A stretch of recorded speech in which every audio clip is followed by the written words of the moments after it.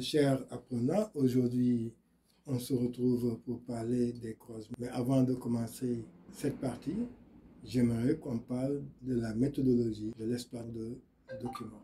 Alors, l'exploitation de documents, c'est l'exercice de type 2 qui a pour objectif de saisir des informations et de les mettre en relation avec vos connaissances sur une partie bien déterminée du programme pour résoudre un problème scientifique. L'exercice vaut 7 à 8 points et est structuré en 3 parties. Le contexte, comme on l'a vu avec la restitution, qui présente le fil conducteur. La consigne qui donne des instructions précises, mais cette fois-ci, on peut avoir un ou des documents. Pour résoudre le problème, il faut effectuer 2 tâches pour chaque document avant de terminer par regarder la. Pour chaque document, l'élève doit saisir les informations qui nous permettent d'atteindre notre objectif. Parce que dans un document, vous allez trouver des foules d'informations. Mais est-ce que toutes les informations vont nous guider vers la résolution du problème? Non. Donc vous devez saisir les informations utiles, c'est-à-dire les informations qui nous permettent de résoudre le problème. Après, vous allez sauter 2 lignes pour assurer notre deuxième tâche qui est la mise en relation. Et quand on dit mise en relation, c'est la mise en relation des informations saisies et vos connaissances, et non la mise en relation entre les documents. Donc, vous comprenez par là que vous devez expliquer à partir de vos connaissances les informations tirées, pour ne pas dire les résultats tirés du document. Si vous parvenez à faire ces 2 tâches pour chaque document, vous allez passer à votre 3e tâche, c'est-à-dire faire une conclusion, en établissant les liens pertinents et cohérents entre les explications des informations utiles saisies de chaque document pour résoudre le problème posé. Comme on avait demandé précédemment, on va parler uniquement aujourd'hui des croisements. On commence d'abord par les gènes portés par des autosomes. Alors, le cours se résume dans ce tableau. Alors, ce tableau de synthèse pour le cas des gènes portés par des autosomes. Voici les différents types de croisements que vous pouvez avoir. Soit c'est un test cross qui consiste à croiser un individu de la F1 avec un double récessif. Ou bien on a une F2 qui est le croisement entre 2 individus de la F, ou bien autofécondation. Pour le cas des gènes indépendants, ce que vous devez retenir, c'est quand les gènes sont indépendants, le test cross donne 25, 25, 25, ou bien un quart, un quart, un quart et un quart. Mais si on a une fécondation, on doit s'attendre à avoir les pourcentages suivants, c'est-à-dire 56%, 19%, 19% et 6%. En termes de proportion, on va dire 9 16e, 3 16e, 3 16e et 1. Si vous parvenez à avoir ces résultats, vous pouvez affirmer que les gènes sont indépendants. Ainsi, dans la mise en relation, dans l'explication des phénotypes obtenus, vous allez me parler du brassage interchromosomique qui débute en métaphase 1 et finit en anaphase 1, qui est caractérisé par la séparation aléatoire des chromosomes. Si vous avez maintenant des gènes libres, dans notre test cross, le pourcentage de type parental est généralement supérieur au pourcentage de type recombiné. Mais quant à la fécondation, on ne peut pas avoir de valeur fixe, parce que tout dépend du nombre de gamètes. Donc, si on ne parvient pas à avoir les proportions 9 16e, 3 16e, 3 16e, on peut donc déjà affirmer qu'on est dans un cadre de gènes liés. Les résultats seront expliqués par le brassage intrachromosomique à la méiose, qui a lieu en prophase 1, caractérisé par le crossing over. Pour mieux comprendre ce cours, on va passer à des exercices d'application. Notre premier exercice d'application, c'est méiose et brassage interchromosomique. Le contexte de cet exercice, je m'en vais vous lire ce contexte. Pour se rendre compte du brassage génétique engendré par la méiose, il faut envisager la transmission simultanée de plusieurs gènes. Dans cette optique, des croisements sont réalisés entre des drosophiles dont la couleur du corps et la longueur des ailes des individus varient. Comme consigne, vous avez, à partir des informations saisies des documents 1 et 2 et de vos connaissances, expliquer le rôle de la méiose dans l'obtention des différents phénotypes. votre consigne ici est renforcée par une contrainte qui nous dit qu'une interprétation chromosomique est attendue. Premier document, des croisements entre des drosophiles qui diffèrent par l'aspect des ailes et des couleurs donnent les résultats suivants. Ce qu'il faut faire maintenant, c'est saisir les informations et faire la mise en relation. Alors, qu'est-ce qu'on peut voir ici? Que ce croisement n'est pas lié au sexe. Donc, première chose, c'est toujours de dire le croisement sans distinction de sexe, de drosophiles à ailes longues et corps gris, avec des drosophiles à ailes vestigiales et corps ébène, donne en F1 100% de drosophiles à ailes longues et corps gris, sans distinction de sexe. Ça, c'est la saisie d'informations. À partir de cette saisie, vous devez pouvoir faire la mise en relation. Tous ces exercices de croisement commencent toujours par ce genre de croisement qui nous permet de donner la dominance et la localisation.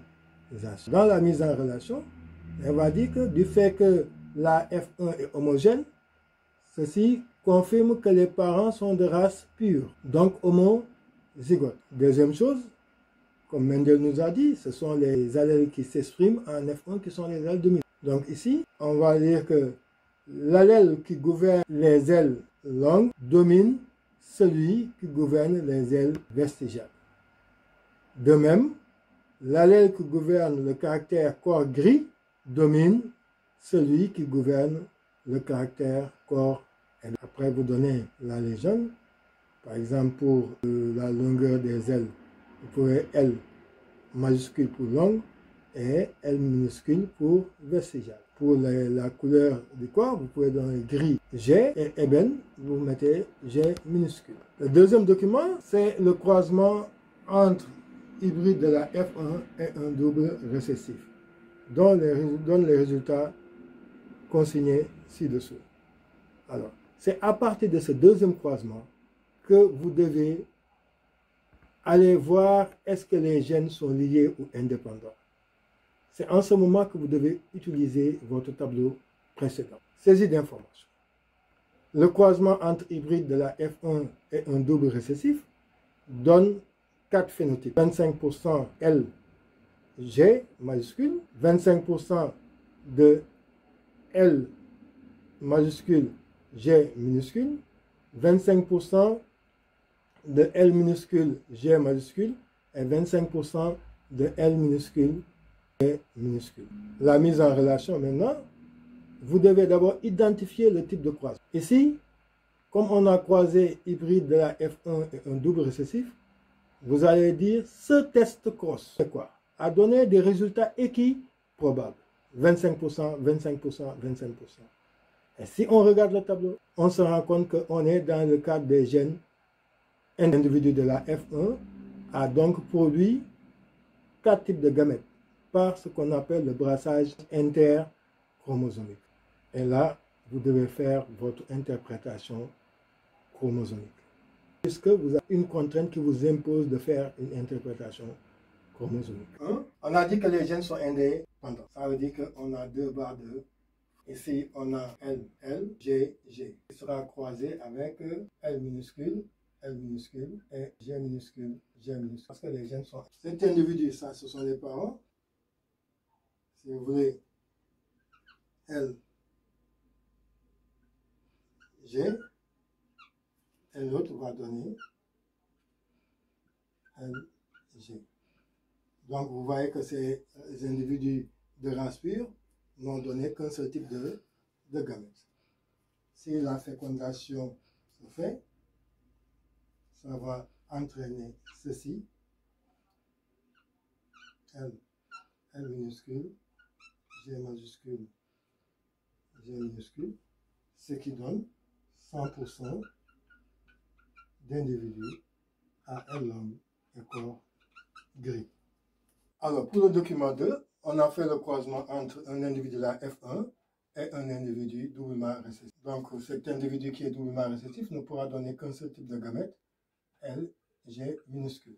Du fait que les gènes sont indépendants, c'est-à-dire portés par deux paires de chromosomes homologues différents, on a un brassage interchromosomique pour l'individu de la F. Ce brassage, sa métaphase 1, est est caractérisée par la disposition aléatoire, comme on l'avait vu dans le cours. Ici, la séparation se passe au niveau de la plaque équatoriale. Il y a deux cellules qui vont se former, portant chacun un exemplaire du chromosome homologue. Soit la deuxième possibilité, c'est que L majuscule est accompagné par G majuscule. Après la séparation, on a aussi deux cellules filles possédant un exemplaire de chromosome à deux chromatides. La deuxième division va aussi entraîner des cellules à N chromosomes, mais cette fois-ci à une seule chromatide. Et ce qui est à remarquer ici, qu'on a 4 types de gamètes qui se sont formés. On a ces gamètes qui sont LG majuscule, de là sont LG minuscule, là on a LG minuscule, et là enfin on a L minuscule, G minuscule. Donc la fécondation de ces 4 gamètes vont conduire aux proportions qu'on a obtenues, comme le montre l'échiquier de croisement suivant.